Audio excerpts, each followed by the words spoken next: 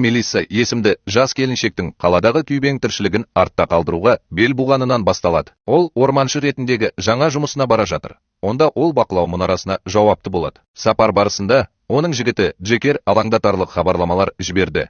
Ал Мелисса бірнеше секундқа алаңдап жауап беруді шешті. Ол қайтадан жолға назар аударған кезде, ол тұрған адамға соқтығысып қалады да, шошып, көлікті тоқтатып, оны іздеуге шығады. Бірақ ол оны таба алмайды. Ол қайтып келгенде, оның артында ер адам пайда болып, оны қорқытады. Мелисса оған аң аулау маусымы аяқталғанын еске салып, сонда болғаны үшін сөгіс береді.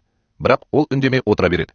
Тек Сэм оған онымен сөйлесуге рұқсат бермейтінін хабарлайды. Мелисса қызығып, бұл кісінің кім екенін сұрайды да, көп ұзамай оның сұрағына жауап алады. Сэм басқа адамның сүйемелдеуімен пайда болады. Сэм оның досы Скитердің жай ғана айналаны бақылап, жақсылық жасағанын түсіндіреді. Өздерімен бірге алып жүрген қару-жарақтарына қызығып, Мелисса олардың аң аулап жүргендерін сұрайды. Бірақ Сэм олар жай ғана барлау жүргізіп, аймақтағы зұлым адамдардан қорғану үшін қару қолданып жүргендерін айтады. Ол заңдарды тексергенін және салынбағанын айтты. Амалы қалмаған Мелисса келесі аптаға дейін ешкімді өлтірмеуін өтініп, оларды жібереді. Ол бақылау бекетіне қарай бет алып, құлыпталған қақпаны ашу үшін көліктен түседі. Ол арқылы өтіп бара жатып, қақпаны жабу үшін қайтып келеді. Бірақ көлік радиосының біртүрлі әрекет ете бастағанын байқамайды. Ол қақпаны жауып жатқанда, оларға жұмбақ көлік тез жақындап қалды. Асығыс және шошып кеткен Мелисса қақпаны жауып тастайды. Ал белгісіз біреу көлікті дәл оның алдынан тоқтатады. Олар бірнеше секунд бойы бір-біріне мұқият қарап тұрды. Бірақ қақтығысты болдыртпауға бел буған,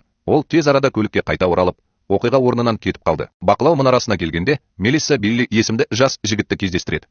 Ол кетуге асығып бара жатқан сияқты. Ол жолда болған оқиғаны айтып береді. Бірақ Билли ешқандай қызығушылық танытпайды және капитан Эдвудтың ақтауды ұнатпайтынын байқайды. Мелисса ол жерде жұмыс істеуге деген толқуын білдіреді. Бірақ ол жұмыстың қымбат емес екенін және оның әлемде барлық уақыты болатынын айтып, бей-жай қалады. Ол бір ай бойы ақыл ойын жоғалтпай, бос емес болу керек. Билли сонымен қатар бұл аймақта Мелиссаның қорқынышын тудыратын оғаш нәрселерді көргенін айтады. Ол көлігінің кілтін алып, кетер алдында азық-түлік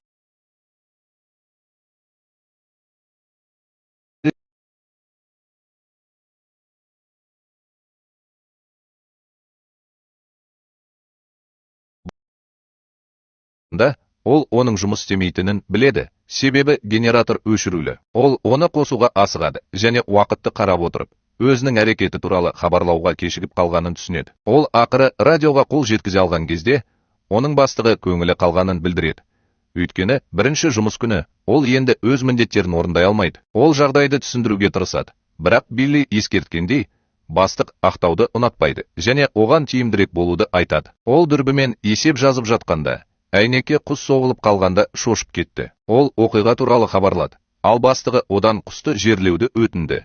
Өйткені бұл басқа жануарлар сияқты тағдырдың алдын алады. Ол баяндамасын аяқтап, рацияны іліп қойды. Алғашқы жұмыс күнінде көңілі қалғанын сезіп, ол көңілін қалдырмауға шешім қабылдады. Ол құсты жерлеу үшін мұнарадан түсіп, мұны жасамас бұрын жануарды суретке түсірді. Кейінірек ол күннің соңғы есебін жасап, сол жерден ашылатын көріністі тамашалауға біраз уақыт жұмсайды. Түнде кешкі ас әзірлеп жатқанда, ол радиодан басқа рейнджерді естіп, байланыс орнату үшін оған жақындады. Ол өзін көк тау деп таныстырып, бастық олардың сөйлесіп жатқанын білмеу үшін 12-ші станцияға қоңырау шалуын өтінді. Рой деген атпен танымал адам басқа дауысты естігеніне қуанышты. Рой Биллимен бір ай бойы сөйлескенін, бірақ уақыт зымырап өтіп кеткенін айтады. Мелисса үйіне қайтатын уақыт келді ме деп сұрайды, және ол 2 айдан кейін кететінін айтады. Өйткені ол қатарынан 3 ауысымда жұмыс істеді. Өйткені ол өз ісін жақсы көреді. Ол бұрын барлығы орманшы болғысы келетінін, бірақ бұл күндері еріктілерді табу қиын екенін байқады. Мелисса өзінің де өз еркімен қызметке кеткенін және бұл Ройды қуантатынын айтты. Сосын ол бірдеңені аңдып жүрме,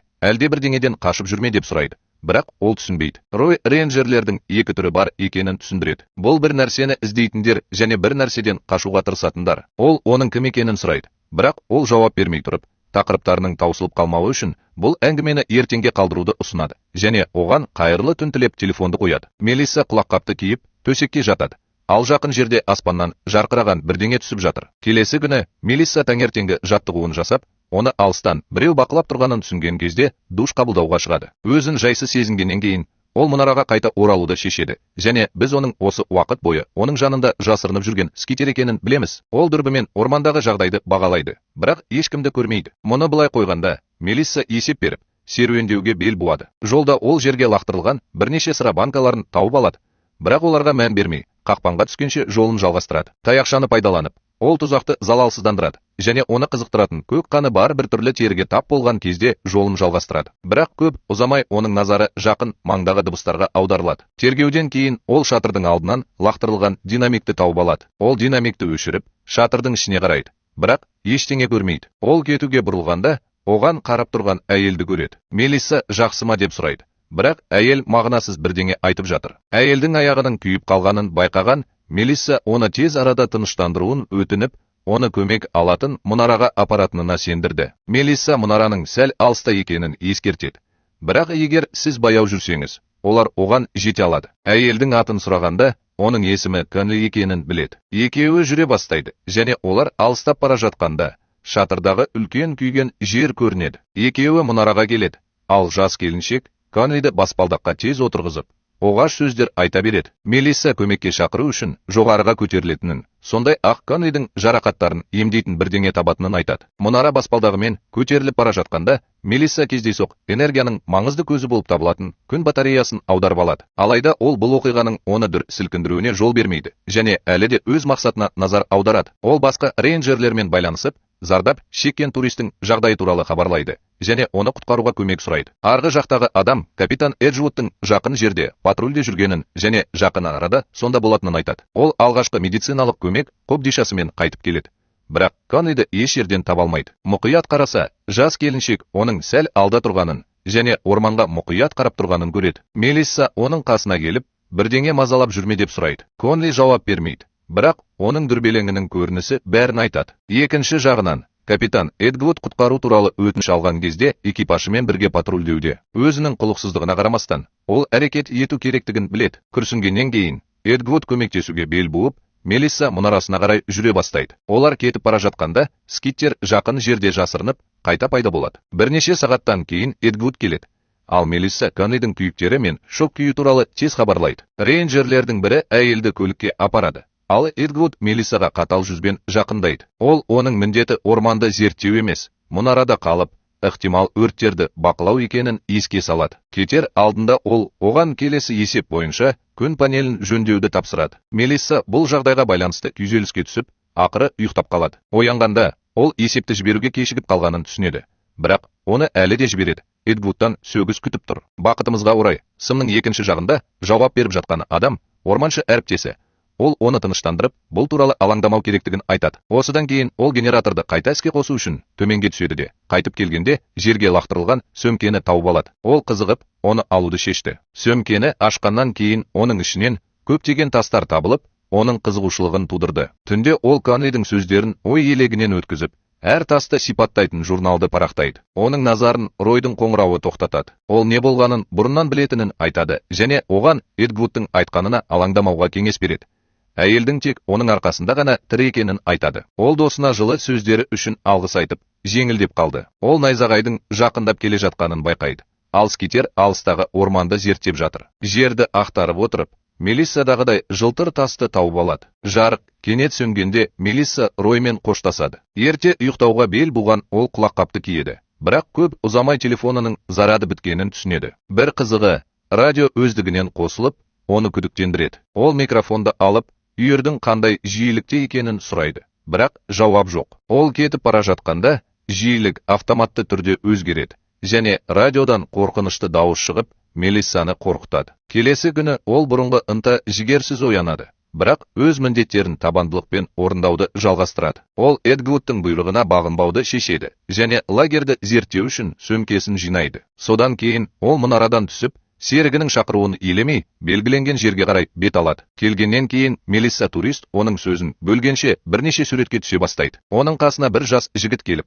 онда не болғанын сұрайды. Бірақ Мелисса бұл туралы ештеңе білмейтінін мойындайды. Ол аю болуы мүмкін деп болжайды. Және ол жарты миль қашықтықта лагерде тұрғандықтан алаңдау керек пе деп сұрайды. Мелисса бұл аюдың ісі емес екенін айтып, оны тыныштандырады. Тақырыпты өзгерте отырып, ол кеше түнгі найзағай кезінде бір түрлі нәрсені байқағанын сұрайды. Ол тек найзағайды байқадым деп күлімсіреп жауап береді. Шағын әңгіме қозғауға тырысады. Бірақ Мелиссаның әзілдесуге көңіл күйі жоқ.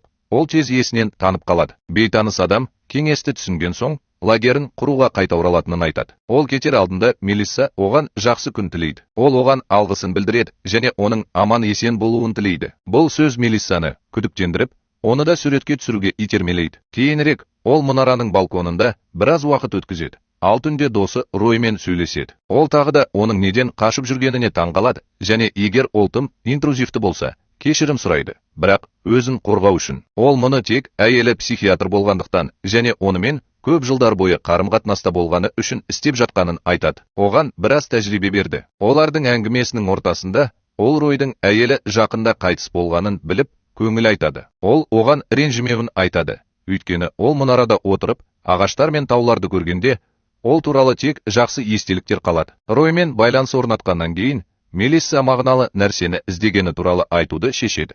Ал Рой өз кезегінде ол туралы айтады. Мен бұған күдіктендім. Ол өзінің бұрынғы өмірінде бақыт таба алмағандықтан, сауығып кету үшін осы жерге көшкенін түсіндіреді.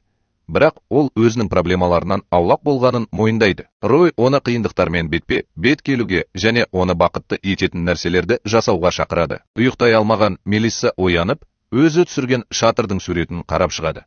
Бұл ой оны ешқашан тастамайды. 4-ші күні ол орнынан тұрып, күнделікті міндеттерін орындап, орманға асығады. Ол бұрын кездескен жұмбақ адам да орманға барады. Мелисса серуендеп келе жатып, орманнан шыққан қорқынышты дыбысты ести бастайды. Дыбыс күшейіп, ол қорқып, қашып кетуге бел буады. Бірақ ақыры тұзаққа түседі. Ол қашып кетуге тырысады. Бірақ ол тұзаққа қарсы тұрғанда, ол қорқынышты ауырсынуды сезінеді және шуды қайта естігенде үмітін үзеді. Ол оны мұнараға апаруды ұсынады. Қызығып, Мелисса оған ешқашан қайда екенін айтпағанын айтады. Бірақ ол бұл туралы айтуды талап етеді. Мелисса оның көмегі үшін алғысын білдіріп, бірақ оның қайтып оралуының қажеті жоқ екенін айтып, кері кете бастайды. Ер адам даусын көтеріп, оның қайтып келуіне көмектесу керек екенін айтады. Ол мұны жоққа шығаруға тырысады, бірақ ол табандылық танытады. Мелисса аю спрейін алып, оның әрекеті әділетсіз деп мәлімдеген адамға бағыттайды. Ол оған өзіне тиесілі бірдеңе бар екенін және оның келісімімен немесе келісімінсіз кететінін хабарлайды. Ол оған жақындағанда, Мелисса оған спрейді тез шашады, бірақ бұл ешқандай әсер етпейді. Бұл ер адамды ашуландырады. Ол спрейді оның қолынан жұлып алып, оның жүруін талап етеді. Осы кезде Сэм мен Бак келіп, Мелиссаны құтқарып, ер адамға аулақ жүруді ескертеді. Бұл үштік бір-бірін танитын сияқты. Ал жұмбақ адам артқа шегінбей тұрып, осының бәрінен шаршағанын айтады. Сэм Мелиссаға оның қашып кетуіне көмектесу үшін асығады. Ал Бак күзетіп тұрғанда, ер адамның жақындауына жол бермейді. Ер адам Бакуге жақындай береді. Ол оқ атуға тырысады, бірақ жіберіп алады. Ер адам Бакуге жақындап, мойнынан ұстап, өзіне тиесілі нәрсені қайтаруды талап етеді. Ол Бактың қалтасынан біртүрлі затты тез шығарып алады. Содан кейін оны өлтіреді. Сэм мен Мелисса өз өмірлерін сақтап қалу үшін жүгіруге асығады, бірақ ол жолда сүрініп қалады. Ол жан-жағына қараса, ер адамның енді ол жерде жоқ екенін білгенде шошып кетеді. Сэм оған көмектесу үшін қайтып келеді және оны көлікке апарып үлгереді. Бірақ олардың таңғаларлығы, Мелиссаның қасында ер адам пайда болады. Сэм көлікті іске қосқанда, ер адам оны адамгершілікке жатпайтын күшпен ұстап, олардың қашып кетуіне жол бермейді. Мелисса жылдам қимылдап, Сэмнің садағынан ұстап, оны нысанаға алады. Ер адам көлікті жіберіп, жақын арада бір-бірін қайта көретіндерін ескертеді. Сапар барысында Сэм Мелиссаға осы жердегі бейтаныс адамдар туралы ескерткенін байқайды. Ол бұл кісінің кім екенін сұрайды. Ал Сэм оның шайтан екенін айтады. Содан кейін ол скитердің қайда екенін сұрайды. Ол оны ұстап алатындарын айтады. Оқиға орнына жеткенде, олар скитердің жараланғанын және қансырап жатқанын көреді. Сэм оған көмектесемін деп, көлікте қалуын өтінеді. Мелисса келіседі. Бірақ көп ұзамай ер адамның келе жатқанын байқап, Сэмге ескерту үшін сигнал бере бастайды. Көлікті іске қоспақ болғанда, ол оның жұмыс істемейтінін байқайды. Артына бұрылса, қасындағы адамды көреді. Ол көліктің есігін жұлып алады да, оны ұстап алмақ болған кезде, оған Сэм шабуыл жасап, оны жерге лақтырып жібереді. Сэм бірнеше соққы жасап үлгерді де, ер адамның назарын аудару үшін жылдам қимылмен тасты бүйіріне лақтырып жіберді. Оның артынан бейтаныс адам жүгіріп келеді. Бірақ Сэм оны ұстап алып, арқанмен тұншықтыра бастайды. Төбелесті көріп отырған скитер кенет есінен танып қалады. Абыржуды пайдаланып, Мелисса қашып, кабинаның ішіне тығылады. Ер адам Сэмді тез жеңіп, оны пышақпен өлтіреді. Содан кейін ол Сэмде бар затты алып, назарын Мелиссаға аударады. Ол өзін құтқару үшін жорғалап шығуға тырысады. Бірақ ол тек оның алғанын қалайтынын айтып, оны іздей береді. Ол оған қашатын жер жоқ екенін,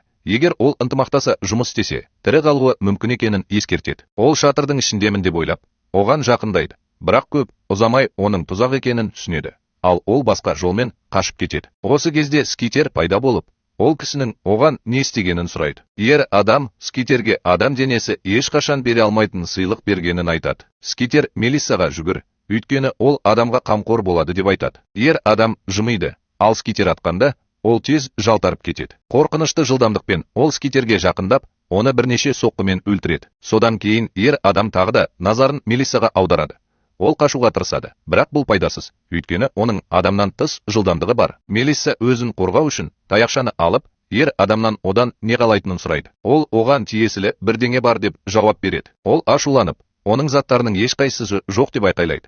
Бірақ ол оның не екенін әлі білмейтінін түсініп, жымиды. Ол оны таяқпен ұруға тырысады, бірақ ол өзін оңай қорғайды. Сол сәтте ол ер адамның қолындағы бір түрлі тұмарды байқайды. Ол бұл бүкіл затпен салыстырғанда ештеңе емес екенін және жақын арада бәрін түсінетінін айтады. Ол оның шашынан ұстап, сүйреп апара бастайды. Бірақ Мелисса тасты ұстап алып, басынан, қолынан ұрып, тұмарға зақым келтіреді. Ашуланған, оған шабуыл жасамақ болған, бірақ басынан соққы алған. Мелисса қаша бастайды. Оның қансырап жатқанын байқаған кезде, ол ашуланып, оның артынан тағы да қуады. Кездейсоқ, ер адамның қаны оның бұрын тапқан қанына ұқсайды. Ол орманда жүгіріп келе жатыр. Ал ер адам оған ілесу үшін барын салады. Жерге құлағанша әлсіздік сезінеді, бірақ одан әрі қарай жүруге күш табады. Мелисса мұнараға жетіп, баспалдақпен тез көтеріліп, белгісіз тастарды жасырып, қорғану үшін балтасын алады. Кенет жұмбақ адам пайда болып, шошып кеткен Мелисса оның кім екенін сұрайды. Ол оның досы Рой екенін айтады. Бірақ көп ұзамай бұл адам оған шабуыл жасап, оны мұнарадан лақтырып жібереді. Агрессор мұнараға кіріп, тастарды іздейді. Ал Мелисса жерде жатқан досын бақылап отырады. Өзін өзі ұстай отырып, ол онымен бетпе-бет кездесуге бел буады. Қалған тастарды алып, мұнараның басынан лақтырып жібереді. Ал ер адам олардың артынан жүгіреді. Балтамен қаруланған ол Ройдың тірі екенін, бірақ ауыр жараланғанын білу үшін оны шығарып салуға жүгіреді. Ер адам заттарын іздеп, тасты тауып алады. Бірақ көп ұзамай оның қарапайым тас екенін түсінеді. Ашуланған Мелиссаға жақындап, оның неге бұлай істеп жатқанын сұрайды. Ол оған шабуыл жасамақ болғанда, ол оның иығына балтамен тез соғып, қатты ауырып, жерге құлап түседі. Ал Мелисса демалуға отырады. Бұл арада біз жаратылыстың өз санасын жаңа иесіне беру қабілеті бар екенін анықтадық және Ройдың денесін пайдалануды шештік. Оның тірі екенін және аяғын әрең сүйреп бара жатқанын көрген Мелисса қорқып, көлікке қарай жүгіреді. Ол көмекке шақыруға тырысқанда, ол тіршілік иесінің заттарын қайтарып беруін талап етіп, радио арқылы сөйлесіп жатқанын көреді. Ол шабуылға дайындалып жатқанда, жаратылыс оған қарай жорғалайды. Бірақ ол жарақатына байланысты Ройдың денесін тастап кетеді. Досының қайтып оралғанын көргенде жеңілдеп, ол көмек сұрағандықтан бәрі жақсы болатынын айтып, оған шабуыл жасауға батылдық танытады. Кейінірек мұнараға оралғанда, ол радиодан көмек сұрауды ойлайды. Бірақ Эдгвудтың адамдары қандай да бір себептермен келмейтінін біледі. Сондықтан ол мұнараның рациясын лақтырып, олардың назарын аудару үшін генераторды іске қосады. Келесі күні Эдгвуд Биллимен бірге оқиға орнына келіп, не болғанын сұрайды. Бірақ Мелиссаның қатты шошып кеткенін байқаған соң, ол оған қысым жасамауды шешіп, оны көлікке апарады. Осы уақытта Билли мәйіттерді қарап отырып, артта қалып, оған бейжай қол тигізген кезде қара шламды тауып алады. Эдгвуд Мелиссаға мұнарадан заттарын алуға бара жатқанда, көлікте қалуын айтады. Эдгвуд Биллиден Мелиссаның орнында қалуын өтініп, екі жаңа рейнджерді табу қиын болатынын түсіндірді. Билли келіседі. Содан кейін Эдгвуд қоштасып, Мелиссаны өзімен бірге алып кетеді. Билли керек жарақ шелегін ақтарып, тасты тауып алады. Ақырында біз тіршілік иесінің оны шынымен иемденгенін көреміз.